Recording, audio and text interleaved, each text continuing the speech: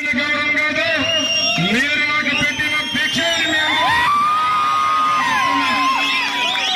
ముఖ్యంగా ఈ రోజు లక్కిరెడ్డిపల్లి పట్టణంలో తెలుగుదేశం పార్టీ కార్యాలయం ప్రారంభోత్సవానికి విచ్చేసిన తెలుగుదేశం పార్టీ కార్యకర్తలకు, వేదిక పైనున్న వేదిక కిందున్న తెలుగుదేశం పార్టీ కార్యకర్తలకు, రాయచోటి 6 మండలాల నుంచి మున్సిపాలిటీ నుంచి విచ్చేసిన తెలుగుదేశం పార్టీ కార్యకర్తల సైనికులకు, పాత్రికేయ మిత్రులకు ప్రతి ఒక్కరికి పేరు పేరున ధన్యవాదాలు తెలియజేసుకుంటున్నా.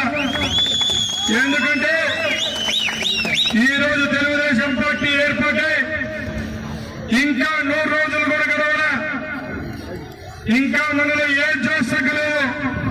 ఆ రోజు ఎలక్షన్లలో పెద్ద పెద్ద నాయకులు మీసాలు నీడి ఇదే లక్కిరెడ్డిపల్లిలో తెలుగుదేశం పార్టీకి అడ్డా లేదని రోజే ఏ విధంగా మీరు స్వాగతం పలికినారో నా గుండెలో ఇప్పటికీ గుర్తుందని తెలియజేసుకుంటున్నాను.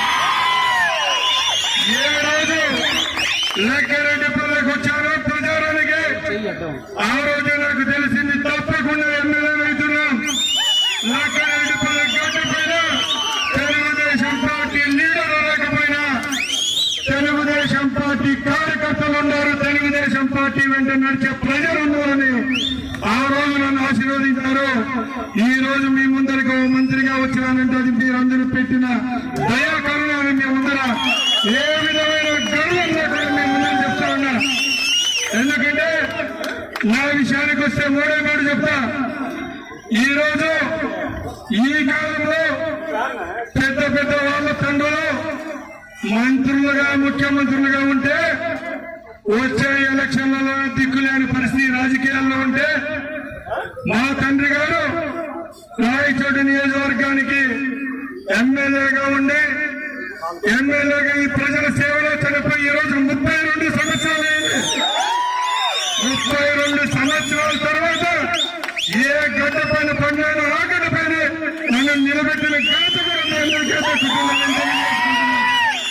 ఎందుకంటే నేను రాజకీయాల్లోకి వచ్చి ఇప్పటికి 20 సంవత్సరాలు అయింది. 2003 జూలైలో వచ్చా. ఈ రోజు 2024 సుమారుగా 22 సంవత్సరాలు.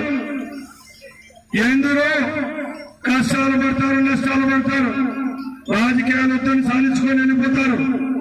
అయినా కూడా కేవలం ఈ నియోజకవర్గ ప్రజలు నా మీద పెట్టిన మమకారం, మీరు చూపించిన ధైర్యమే నన్ను ఇంతగా నడిపించిందని తెలియజేసుకుంటున్నా.